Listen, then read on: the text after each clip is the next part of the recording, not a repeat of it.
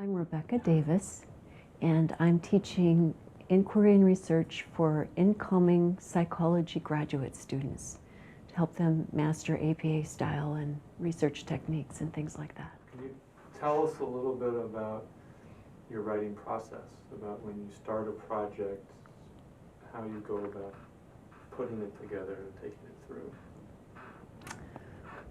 Well, I don't know how to say this daintily, but I think of it as like throwing up almost at first, you know, that you just have to get it out in whatever form.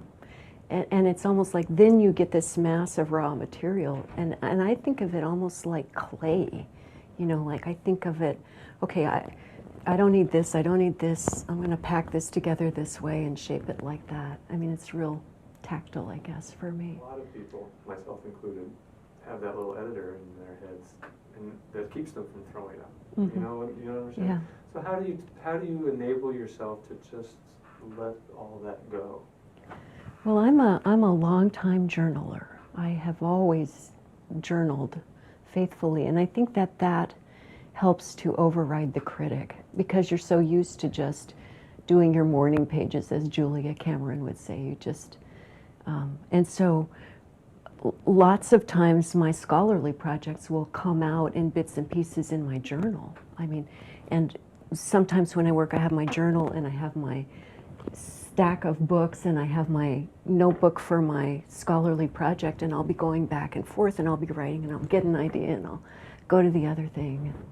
So it's real, feels real integrated with my sort of, I think it's really important to integrate any project you do, even the most scholarly, tedious assignment, with your own interests somehow. So I think a journal is great for that. You used a great metaphor as kind of throwing pottery. What are some of the things you do? What's that experience like? What are some of the things that you do as a writer to help shape this mess that you've got? Well, it depends on what kind of project it is. I mean, writing a short story is completely different from writing an essay. So let me speak to writing an essay, since that's what most people are doing. Is that okay? That's totally fine, yeah. Yeah. In high school, I had a stickler of an English teacher. Probably everybody has somebody like that. Her name was Mrs. Tibbetts, and she was the person who taught me that you have a thesis statement that governs the organization of the paper. And I think that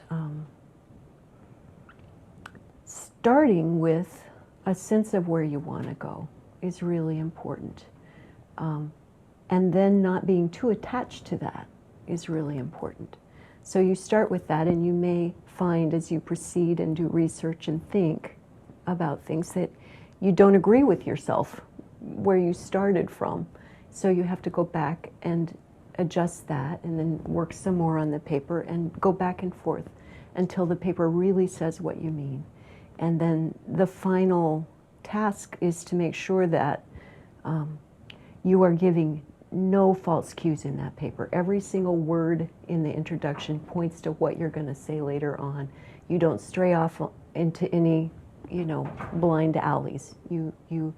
Every word in that paper counts toward the point you're trying to make. How do you get to the point of knowing exactly what you want to say? And I think we've covered this some,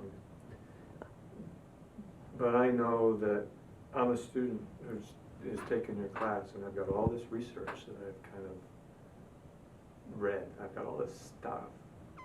And how do I sift through that all to find out what it is that that I really have to say?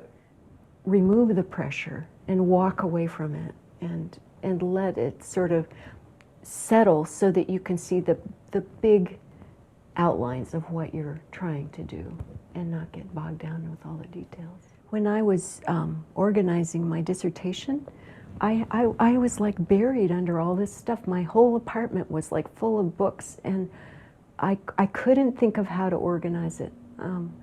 I did have a working thesis, but it just seemed totally unmanageable. And I took one piece of paper and a pencil, and I got on the ferry, and I took the Edmonds Ferry across and back, and I told myself, I'm going to, during this ferry ride, looking out the window at the water, figure out the bones of this thing that I want to say. And I think just walking away from it is the way to let it sift down. Maybe it takes a long time. What's hard for you as a writer? What's the hardest part? The absolute hardest thing for me is rejection. It took all of my nerve to send an article out. And I was so astounded and gratified when I got back, the reader responses from the experts in the field who said, this is valuable. You need to fill in this, this, and this, but this is valuable. And now I'm struggling to do that, and I'm afraid to send it back. I mean, it's just, you gotta be tough, and I'm not very tough. And I think that's slowed me down tremendously. I know that it's hard for students to feel confident and to maintain ownership of their work when you give it to the expert and the expert renders an opinion and then you get it back. It's hard to feel like, oh, I still believe in this even though, And I think that's essential, to hang on to your vision and be tough and know that you're the one who knows the most about what you're trying to do. It's not your teacher. The teacher can give you pointers about how to convey your ideas and your passion more effectively, but they can't tell you what it is. And